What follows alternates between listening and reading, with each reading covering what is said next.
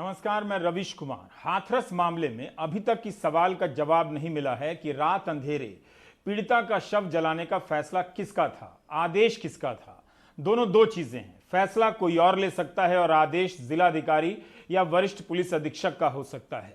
इसके जवाब के लिए सीबीआई की जांच के इंतजार की जरूरत नहीं है, सरकार ही बता सकती थी। 48 घंटे तक एसआईटी गांव में रही, अधिकारियों सहित 100 से अधिक लोगों के बयान लिए, मगर इसका जवाब नहीं दे सकी कि परिवार की अनुमति और मौजूदगी के बगैर पीड़िता का शव रात में क्यों जलाया गया। 5 दिन बाद भी जवाब नहीं दिया जा रहा है। मां ने कहा है कि वो कैसे यकीन करे कि जहां से जलाने के बाद फूल चुनकर लाई है, यानी हड्डियां चुनकर लाई है, वो उनकी ही बेटी के शव का है। जबकि एसआईटी की रिपोर्ट के आधार पर आईपीएस और एसपी विक्रांत वीर सस्पेंड कर दिए गए। सर्कल अफसर राम शब्द, inspector Dinesh Kumar Verma, sub inspector Jagveer Singh, head constable Mahesh Pal suspend किए गए। मगर आप सार्वजनिक रूप से नहीं जानते कि शव जलाने के लिए सस्पेंड किए गए या अन्य लापरवाहियों के लिए। हाथरस प्रशासन की तरफ से 2 तरह के जवाब आए। एक के शव जलाने के वक्त पीड़िता का परिवार था, जिसे पिता ने गलत बता दिया, यह डीएम ने कहा था। दूसरा जवाब आया कि कानून व्यवस्था बनाए रखने के लिए किया गया ऐसा। दोनों जवाब अलग अलग अधिकारियों के थे। जिलाधिकारी ने भी इस पर साफ साफ नहीं कहा। कानून व्यवस्था के नाम पर विपक्ष को रोकने के लिए भारी संख्या में पुलिस उतार दी गई, नोएडा से लेकर हाथरस तक में। जब विपक्ष को रोकने के लिए इतनी पुलिस है तो उसी की मदद से दिन के वक्त अंतिम संस्कार क्यों नहीं हो सकता था। जो पुलिस विपक्ष के नेताओं पर लाठियां बरसा सकती थी, गांव में पंचायत की अनुमति दे सकती थी, वह पुलिस एक मां और पिता को अपनी बेटी का शव आखिरी बार के लिए देखने नहीं दे सकी। क्यों? शव जलाने से पहले उनकी अनुमति का इंतजार क्यों नहीं कर सकती थी? हमें यह देखना चाहिए कि क्या इस तरह से शवों का जलाना सिस्टम का हिस्सा बन चुका है।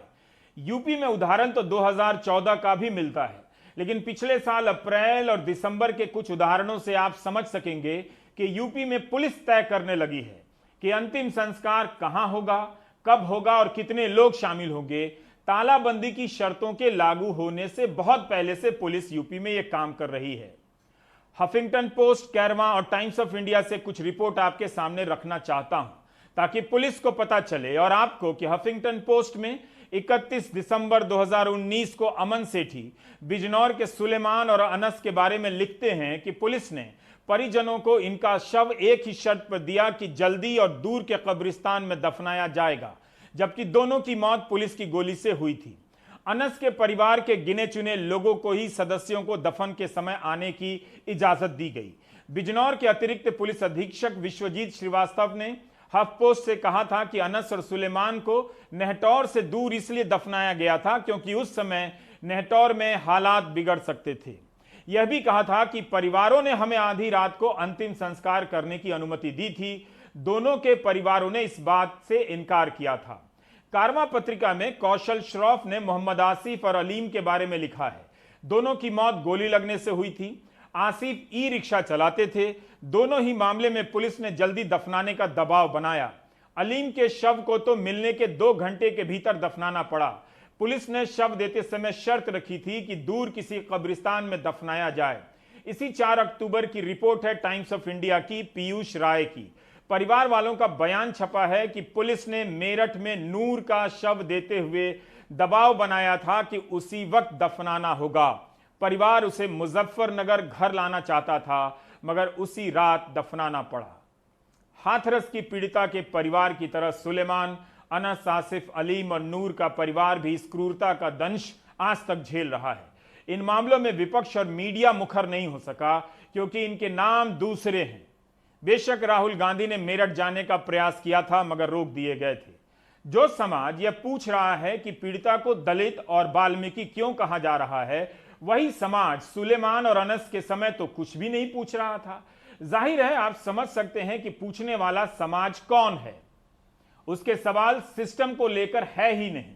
4 अक्टूबर के ही टाइम्स ऑफ इंडिया की रिपोर्ट में पीयूष राय ने लिखा है कि 2 अप्रैल 2018 को SC/ST एक्ट पर सुप्रीम कोर्ट के आदेश के खिलाफ भारत बंद हुआ था।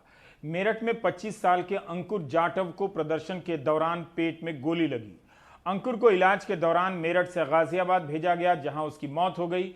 पुलिस ने परिवार पर दबाव डाला कि अंकुर को वापस मेरठ ना ले जाएं, वरना अंकुर की मौत के सिलसिले में एफआईआर नहीं होगी। अंत में अंकुर का अंतिम संस्कार गाजियाबाद में ही किया गया। उसका शव घर नहीं जा सका।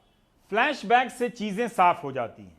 3 अक्टूबर को 8:31 पर यूपी के मुख्यमंत्री योगी आदित्यनाथ ने ट्वीट किया कि केस सीबीआई को दिया जा रहा है। क्या उसकी अधिसूचना जारी हुई? अधिसूचना जारी होने में 3 से 5 अक्टूबर का वक्त क्यों लगा? इतना हंगामा होने के बाद आपने कहा सीबीआई इसकी जांच करेगी।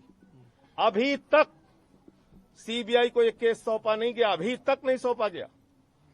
जांच के मुंहजबानी आदेश दिए जा रहे हैं, जांच सौंपी नहीं जा रही। फॉरेंसिक रिपोर्ट की बात की जा रही है, गुड़िया के डाइंग डिक्लेरेशन की बात नहीं की जा रही। 22 सितंबर को जवाहरलाल नेहरू मेडिकल कॉलेज के जिस डॉक्टर ने मेडिको लीगल किया है उस गुड़िया का, उसमें साफ तौर पे रेप के घटना की पुष्टि होती है। इस मामले में या किसी भी मामले में सबूतों की समझ और जांच की प्रक्रिया का अंदाजा होना चाहिए, तभी आपके सवाल सही होंगे। शव को जलाना सबूत का नष्ट करना भी है। यही नहीं, SC/ST एक्ट, प्रिवेंशन एक्ट ही बना है ताकि समाज समुदाय का दबाव ना बन सके। इस मामले में साफ है कि प्रशासन ही दबाव बना रहा है। उनका फोन छुड़ा लिया है और वो हमको किसी को लेकर नहीं दे रहे बाहर। फोन भी ले लिया आप लोगों से? फोन भी ले लिया है। पुलिस निकलने नहीं दे रही? निकलने नहीं क्या दे कर रखा है पुलिस ने? पुलिस क्या कहाँ कैसे लगी है घर में? घेराबंदी कर रखी है चारों से, छत पे, गांव में, गली में। डीएम साहब धमकी दे रहे हैं वहाँ पे? उनको धमकी दे रहे हैं। डीएम साहब क्या कह रहे हैं? उनकी छाती पे लात मारा था तो उनकी दर्द हो रहा है। किसको छाती पे लात मारा? उनके किसने? डीएम सामने मारा। किसको? कल बेहोश हुए थे वो? ताऊ को मारा? कल ताऊ जी बेहोश हुए थे क्या? हाँ, ताऊ बेहोश हो गए। पीड़ित परिवार से फोन छीन लिए गए, प्रेस से मिलने से रोका गया। यह सीधा SC/ST एक्ट के उद्देश्यों का हनन है। अधिकारियों का तबादला या उनका निलंबन इस मामले में कार्रवाई नहीं है। क्या इसके लिए अधिकारियों पर SC/ST प्रिवेंशन एक्ट लगेगा, जबकि साफ साफ लिखा हुआ है कि लगना चाहिए। उनके खिलाफ FIR होगी। जिलाधिकारी का यह वीडियो सामने आया है, इसकी रिपोर्टिंग हो चुकी है। क्या यह धमकी नहीं है? क्योंकि इसी के बाद फोन छीनने की घटना सामने आई थी। अगर ऐसा है तो न्याय की उम्मीद किससे की जाए? आप अपनी विश्वसनीयता खत्म मत करिए। ये मीडिया वाले मैं आपको बता दूं, आज अभी आधे चले गए, कल सुबह तक आधे और निकल जाएंगे, 2-4 बचेंगे कल रात को, और हम ही आपके साथ खड़े हैं। ठीक है? अब आपकी इच्छा, आपको बार बार बयान बदलना नहीं बदलना है, अभी हम भी बदल जाए कि नहीं। क्या जिलाधिकारी के खिलाफ SC/ST एक्ट लगेगा? यह सवाल पूछने से पहले सोच लीजिएगा। यूपी के एक जिलाधिकारी ने अवैध रूप से एक डॉक्टर कफील खान पर रासुका लगा दिया था। कोर्ट ने ही कहा था कि अवैध रूप से लगाया गया है। स्टेट का काम है, राज्य का काम है संरक्षण देना, मगर स्टेट ही पीड़िता को धमकी देता हुआ प्रतीत हो, नजर आए, तब क्या समझा जाए? सरकारें संविधान को रिप्रेजेंट करती हैं, समाज जाति व्यवस्था को। तो इसके पहले जब जाति व्यवस्था के लोग दलितों पर हमले करते थे तो दलित सरकार के पास जाते थे और न्याय की मांग करते थे, उन्हें संरक्षण मिलता था।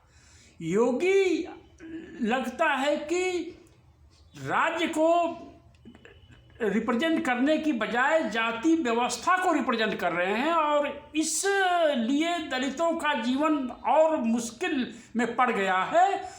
और एक चुनी हुई सरकार के प्रतिनिधि जब सरकार को रिप्रेजेंट करने की बजाय समाज को यानी जाति व्यवस्था को रिप्रेजेंट करना शुरू कर देते हैं, तो यह चुनी हुई सरकार जो उत्तर प्रदेश गवर्नमेंट को जो मैंडेट मिला था उस मैंडेट का कंप्लीट सबवर्जन है।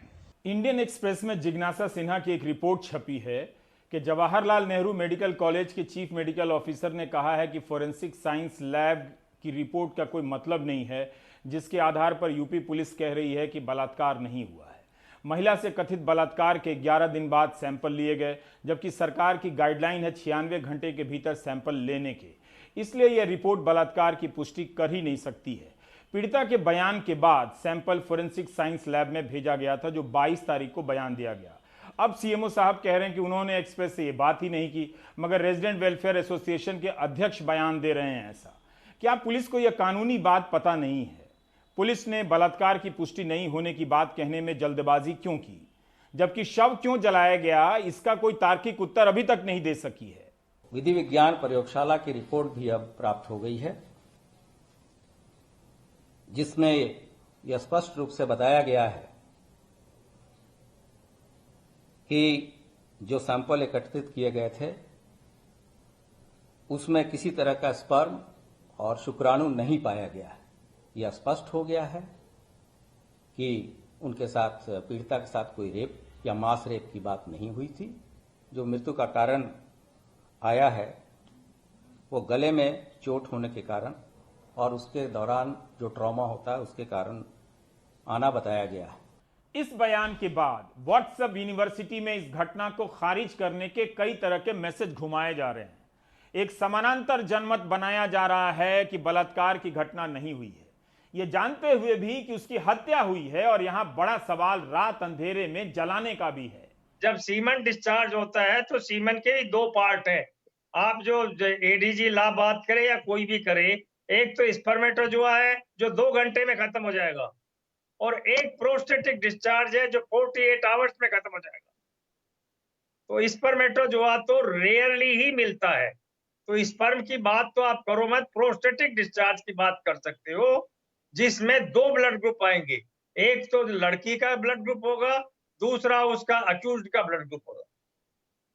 ये इल्यूजन एब्जॉर्प्शन टेक्निक से इसको इल्यूट कर लेते हैं। 11 दिन के बाद तो वेजाइना में कुछ भी नहीं मिलेगा आपको। एसोसिएटेड कोलेटरल इंजरीज के एविडेंस मिल सकते हैं अगर जांच ठीक तरीके से एक्सपर्ट द्वारा करी गई हो तो। फोरेंसिक एक्सपर्ट कह रहे हैं कि लैब रिपोर्ट का दावा सबूत नहीं है, क्योंकि उसमें सबूत ही नहीं है। अब आते हैं गुप्तांगों में चोट लगने की बात, वेजाइनल इंजरी पर। एक रिपोर्ट का हवाला दिया जा रहा है कि चोट नहीं लगी है। पुलिस जानती है कि 2013 के कानून के बाद बलात्कार की परिभाषा काफी व्यापक कर दी गई है, फिर भी चोट न लगने वाली बात को हवा दी गई ताकि व्हाट्सएप यूनिवर्सिटी में झूठ का प्रसार होता रहे। धारा 375 भारतीय दंड संहिता बलात्कार के अपराध की परिभाषा देता है। सेक्शन 375 इंडियन पीनल कोड में कई संशोधन किए गए 2013 में, और इस परिभाषा को और मजबूत किया गया। 375 के अनुसार अगर कोई पुरुष अपना लिंग, अपना पीनिस या कोई और बॉडी पार्ट या किसी वस्तु, कोई चीज को औरत की वजाइना, माउथ, एनस में बिना महिला की सहमति, इजाजत, मर्जी के अंदर डालता है तो बलात्कार का अपराध बन जाता है। इसमें सबसे सेंट्रल पॉइंट क्या है? महिला की इच्छा, महिला की सहमति, महिला की मर्जी, उसके बिना किया गया इस तरह का पेनिट्रेशन एक अपराध है 375 में। ये पेनिट्रेशन, और ये बार बार सुप्रीम कोर्ट ने कहा है, स्लाइटेस्ट पेनिट्रेशन, जरा सा पेनिट्रेशन होने से बलात्कार का ऑफेंस बन जाता है। इसके लिए पूरा सेक्सुअल इंटरकोर्स होना या सीमन के एजैक्यूलेशन होने का, सीमन के डिस्चार्ज होने की कतई जरूरत नहीं है। 2004 में बड़े स्पष्ट शब्दों में सुप्रीम कोर्ट ने एक जजमेंट में लिखा, rape is a crime, it is not a medical condition. बलात्कार हुआ है या नहीं हुआ, ये डॉक्टर या फोरेंसिक लेबोरेटरी का टेस्ट तय नहीं करता। ये बात कई सबूतों और बयानों के बिना पर अदालत तय करती है। और बलात्कार में केस में सबसे अहम भूमिका है उस औरत के अपने बयान की। अगर वो कहती है ये उसकी मर्जी के बिना था तो बलात्कार बनता है। मेडिकल एविडेंस की क्या भूमिका रहती है रेप के केस में, इस पर भी बिल्कुल स्पष्ट है सुप्रीम कोर्ट और इंडियन जूरिस्प्रूडेंस कि मेडिकल एविडेंस केवल कोरॉबरेट कर सकता है इस बात को, वो डिटर्मिनेटिव नहीं है, इट इज कोरॉबरेटिव इन नेचर। अब आते हैं मेडिको लीगल केस के बारे में। इसकी हालत अगर ठीक होती तो बलात्कार के मामले में नेताओं को दौरा नहीं करना पड़ता। अनेक प्रमाण हैं कि इस स्तर पर केस को मैनेज किया जाता है। बेशक इस देश में झूठे केस दर्ज होते हैं, वो सिर्फ बलात्कार के मामले में नहीं बल्कि हत्या और डकैती के मामले में भी होते हैं। आतंक के मामले में भी झूठे केस होते हैं और अवैध रूप से एनएसए लगाया जाता है। सवाल है कि ऐसा सिस्टम है ही क्यों जहां झूठे केस दर्ज करना आसान है, और जब स्टेट किसी केस को झूठा बनाने में लग जाए तो उस फ्रॉड पर क्या किसी से सजा हो, किसी की सजा हो सकती है? क्या आपने कभी सुनी भी है? इस किताब का नाम है public secrets of law, rape trials in India. Oxford university से छपी है और 1295 रुपए की है, अमेजॉन पर है। बलात्कार के मामलों को रिपोर्ट करने से पहले हर चैनल के रिपोर्टर और संपादक को पहले यह किताब पढ़नी चाहिए। इस किताब के चैप्टर 6 के 290वें पन्ने पर मेडिको लीगल के बारे में एक प्रसंग है। टेक चंदानी ने मेरठ के ट्रायल कोर्ट में बलात्कार मामले में दर्ज मेडिको लीगल केस का अध्ययन किया है। टेक चंदानी ने कई रिपोर्ट के अध्ययन के बाद पाया है कि मेडिको लीगल रिपोर्ट में करीब करीब समानता होती है। ज्यादातर में यही लिखा होता है कि बाहरी या भीतरी चोट नहीं है, गुप्तांग की रिपोर्ट निगेटिव दी जाती है, खून नहीं बह रहा होता है, पीड़िता बहुत पहले से सेक्स संबंध करती रही है, यह सब लिखा होता है। और तो और कई मेडिकल रिपोर्ट में यह बात लिखी गई है कि पीड़िता के गाल पर तिल के निशान हैं। आमतौर पर बलात्कार की किसी भी रिपोर्टिंग में इस तरह की बातें नहीं आती हैं। सारा हंगामा चंद बातों तक ही सीमित रह जाता है कि विपक्ष राजनीति कर रहा है। हाथरस में मौजूद और स्टूडियो से कवर कर रहे शायद ही किसी संवाददाता और संपादक को ऐसी ट्रेनिंग मिली हो कि बलात्कार की रिपोर्टिंग के शब्द क्या होने चाहिए और कानून की धाराएं क्या होनी चाहिए, सवाल क्या होने चाहिए। मैं अपनी बात भी कर रहा हूं। यह तब पता चलेगा जब आप प्रतीक्षा बख्शी की किताब public secrets of law, rape trials in India पढ़ेंगे। मेरे इस कार्यक्रम का लहजा सनसनीखेज नहीं है, बोरिंग सा है, लेकिन कानून का काम इसी तरह होता है। व्हाट्सएप यूनिवर्सिटी ने आपको समझा दिया होगा कि मुआवजे के लिए लोग आरोप लगा देते हैं। अगर आप इसी का डेटा पता करेंगे और यह किताब पढ़ेंगे तो जान सकेंगे कि मुआवजा भी ठीक से नहीं दिया जाता है। किसी केस को खारिज अगर सबूत और जांच के आधार पर किया जाए तो वह ठीक है, लेकिन इस तरह धारणा बनाकर कि प्रेम संबंध होगा, पहले से सेक्स संबंध होगा, बात नहीं बनी होगी, मामला झूठा है, यह ठीक नहीं है। प्रतीक्षा बख्शी ने एक लाइन लिखी है कि स्टेट जब फ्रॉड करता है तो उसकी सजा किसी को नहीं मिलती है। 2012 से बलात्कार के मामले में रिपोर्टिंग की दिशा हल्ला हंगामा की रही है। कई बार यह भी जरूरी हो जाता है, जैसे हाथरस मामले में नौजवान महिला पत्रकारों ने पुलिस के पहरे को चुनौती न दी होती तो न जाने पीड़िता के परिवार पर क्या बीतती। संस्कार वाले बयानों से सतर्क रहा कीजिए। सवाल सरकार के संस्कार का है और विधायक जी लड़की के संस्कार का सवाल उठा रहे हैं। लड़की का संस्कार कैसा हो, कम से कम ये काम इस देश में जो विश्व गुरु हो चुका है किसी विधायक से पूछकर मत कीजिएगा। मैं एक विधायक के साथ साथ शिक्षक हूँ। ये घटनाएं संस्कार से ही रुक सकती है, शासन और तलवार से रुकने वाला नहीं। सभी पिता और माता का धर्म है कि अपनी जवान और युवती बेटी को भी एक संस्कारित वातावरण में रहने, चलने और वातावरण में अपना व्यवहार, एक शालीन व्यवहार प्रस्तुत करने का तरीका सीखना चाहिए और सिखाना चाहिए। सब हम का धर्म है, अभिभावक का भी धर्म है, मेरा भी धर्म है, सरकार का भी धर्म है, लेकिन परिवार का भी धर्म है। तो जहां सरकार का धर्म करना, रक्षा करने का धर्म है, वहां परिवार का भी धर्म है कि अपने बच्चों में संस्कार डाले। तो सरकार और संस्कार मिलकर के भारत को सुंदर रूप दे सकता है, नहीं तो दूसरा कोई विधा सामने आने वाला नहीं।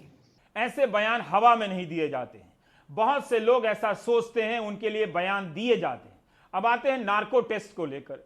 मुख्यमंत्री के ट्वीट में नार्को टेस्ट की बात थी, इसे भी आप हिंदी में समझिए। नार्को टेस्ट का संबंध झूठ से है। अगर कोई झूठ बोल रहा है तो नार्को टेस्ट होगा, जिससे पता चले कि सच क्या है। सभी नेताओं का हो जाना चाहिए फिर तो।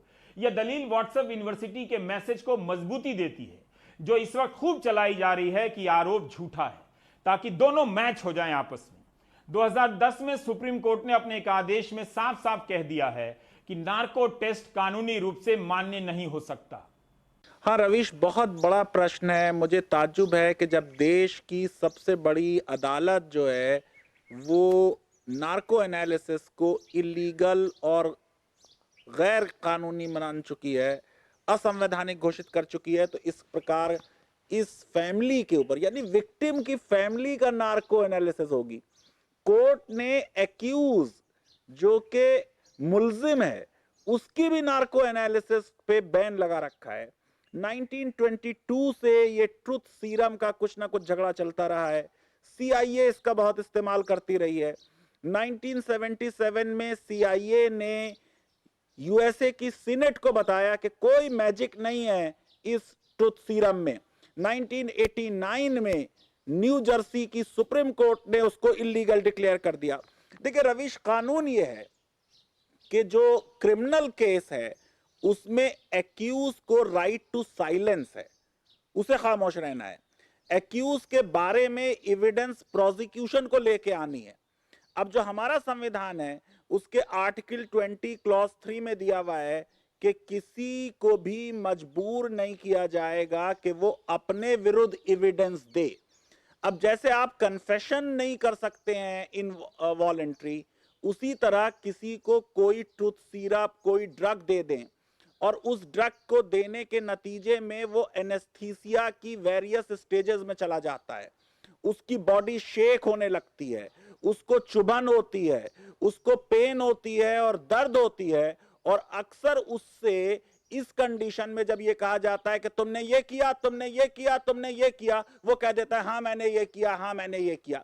कई केसेस में इस्तेमाल हो चुका है, निठारी किलिंग केस में भी ये इस्तेमाल हुआ था, लेकिन इसकी संवैधानिकता पर बड़े प्रश्न चिन्ह लगे हुए हैं। एक तो 50% केसेस में लोग अपनी रिटेन कर लेते हैं सेंसस को, और वो इस प्रोसेस के दौरान भी जो चीज नहीं बताना चाहते वो नहीं बताते। तो कोई साइंटिफिक रिसर्च नहीं है जो ये बात साबित करती हो कि नार्को एनालिसिस में सच बाहर आ जाता है। दूसरी चीज ये रवीश समझ लीजिए कि ये जो बात हो रही है, सुप्रीम कोर्ट का जजमेंट है Shrimati Selvi and others versus state of Karnataka का May 5, 2010 का, उस जमाने की जो कांग्रेस सरकार थी उनके अटॉर्नी जनरल वानावती, उन्होंने भी इसका फेवर किया था और उन्होंने कहा था इन्वेस्टिगेटिंग एजेंसी को ये मैंडेट है कि ये होना चाहिए।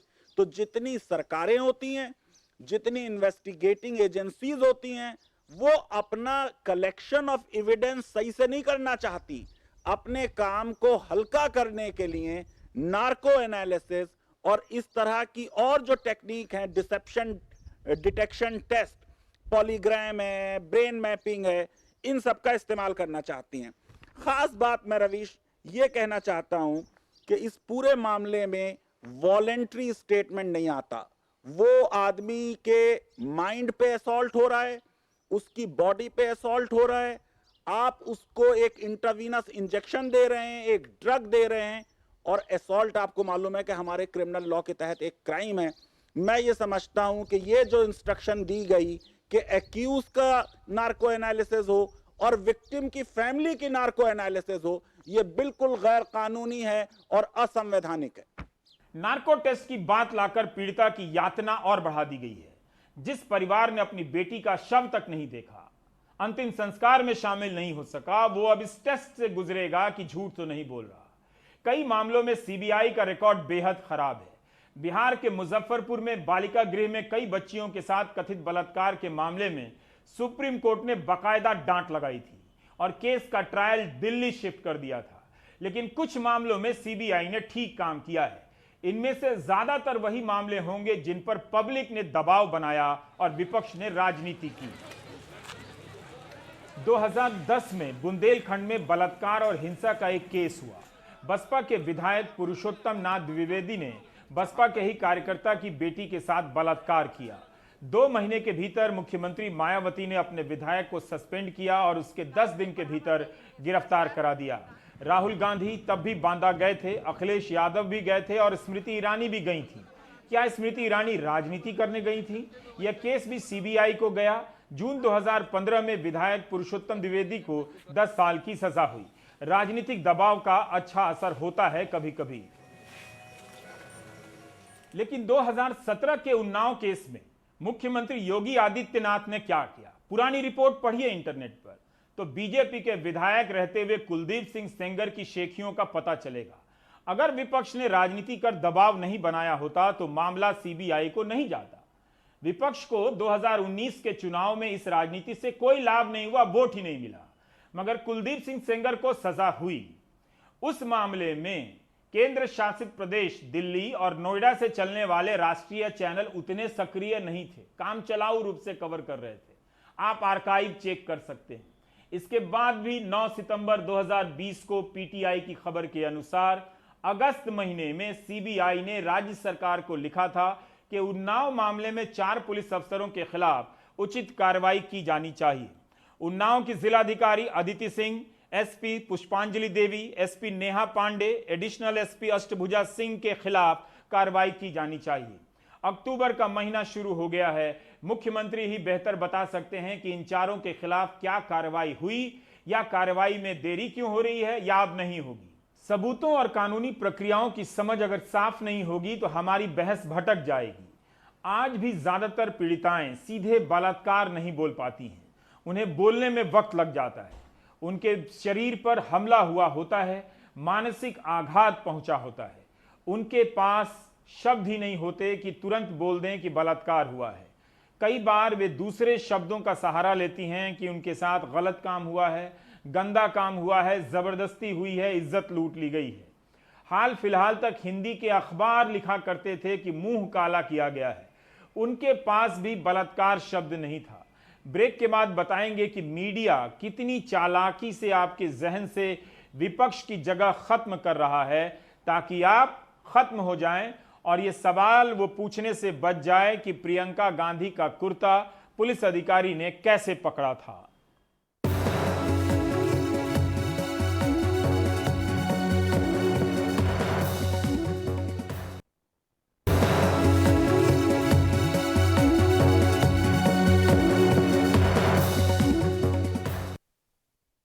एक अक्टूबर के प्राइम टाइम को आप देखिए, यूट्यूब में है विपक्ष कहां है का सवाल उठाया गया था। पहले हमने बताया था कि विपक्ष की तलाश आवाज के लिए नहीं हो रही है बल्कि यूपी बनाम राजस्थान के मैच के लिए हो रही है। क्या इस मामले में विपक्ष की सक्रियता से कुछ भी नहीं हुआ? लखनऊ से अधिकारी आए, पीड़िता के परिवार से मिले, सीबीआई जांच के आदेश हुए, पीड़िता के परिवार को फोन वापस मिला और प्रेस से मिलने दिया गया। विपक्ष की सक्रियता के बाद ही मीडिया सक्रिय हुआ, खासकर नोएडा से चलने वाले राष्ट्रीय चैनल। वही मीडिया कहने लगा कि इस लिहाज से तो स्मृति ईरानी को 2011 में बांदा नहीं जाना था, जबकि उन्होंने बिल्कुल ठीक किया था। स्मृति ईरानी ने राहुल पर हमला तो कर दिया, मगर वे प्रियंका गांधी के साथ हुई इस घटना पर बोल सकती थी। महाराष्ट्र की बीजेपी सांसद भारती प्रवीण पवार और महाराष्ट्र भाजपा की उपाध्यक्ष चित्रा किशोर बाग ने प्रियंका गांधी के कुर्ता पकड़े जाने पर ऐतराज जताया है और ट्वीट किया है।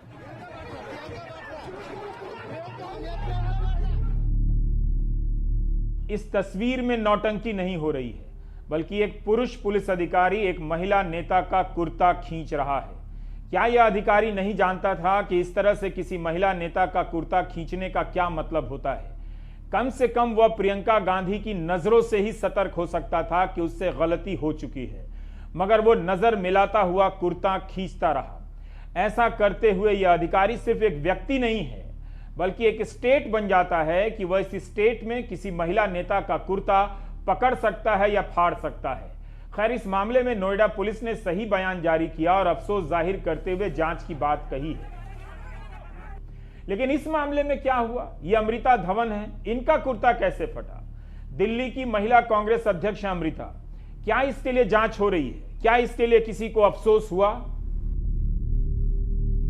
जब हम लाठी से नहीं उनके डरे तो उसके बाद उन्होंने कपड़े पकड़ के सबके खींचे, मेरे भी कपड़े उन लोगों ने हाथ लगाए और जिस तरीके से छीना झपटी करके हमको पीछे करने की कोशिश की। अरे अगर आपको हमें धक्का देना भी है तो हमारे शरीर से हमको पकड़ो ना।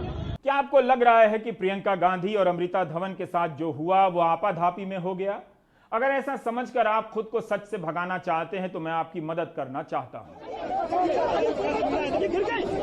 गांधी जयंती के दिन तृणमूल कांग्रेस डेरेको ब्रांड, महिला सांसद प्रतिमा मंडल, काकोली घोष, दस्तीदार और पूर्व सांसद ममता ठाकुर हाथरस की तरफ गए। कई एंगल से वीडियो आए हैं। पुलिस महिला नेताओं को हाथ लगा रही है, सांसद डेरेको ब्रांड को धक्का देकर गिरा देती है, क्या एक सांसद के साथ धक्का मुक्की होनी चाहिए? क्या एक महिला सांसद के साथ इस तरह का बर्ताव होना चाहिए? और क्या इस पर स्पीकर और सभापति ने संज्ञान लिया?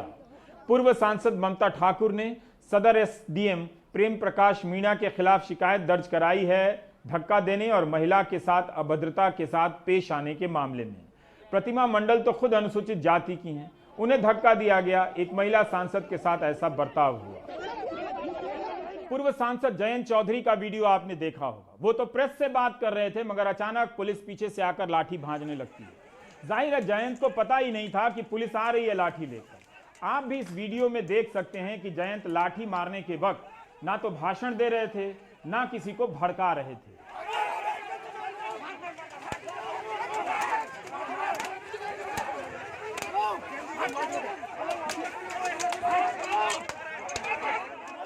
विपक्ष के लिए राजनीति करना आसान नहीं है। मीडिया उसे गायब कर देता है और सामने तभी लाता है जब आपको इस तरह से बताता है कि राजनीति करना अपराध है। अगर गलत तथ्यों को लेकर राजनीति हो तो उस राजनीति को गलत बताना चाहिए, लेकिन जहां पुलिस महिला नेता के कुर्ते फाड़ दे या कुर्ता पकड़कर खींच रही हो, वहां सरकार से सवाल ना होकर विपक्ष पर आरोप लगे कि राजनीति चमका रहा है, तो इसका मतलब एक ही है, न्यूज चैनलों का लोकतंत्र में यकीन नहीं रहा। गनीमत है चैनलों ने यह नहीं कहा कि उमा भारती अस्पताल से राजनीति चमका रही हैं और कह रही हैं योगी आदित्यनाथ को कि आप राजनीतिक दल और प्रेस को पीड़िता के परिवार से मिलने दें। बीजेपी के कई सांसदों ने कहा है कि पीड़िता का शव जलाने के मामले में ठीक नहीं हुआ।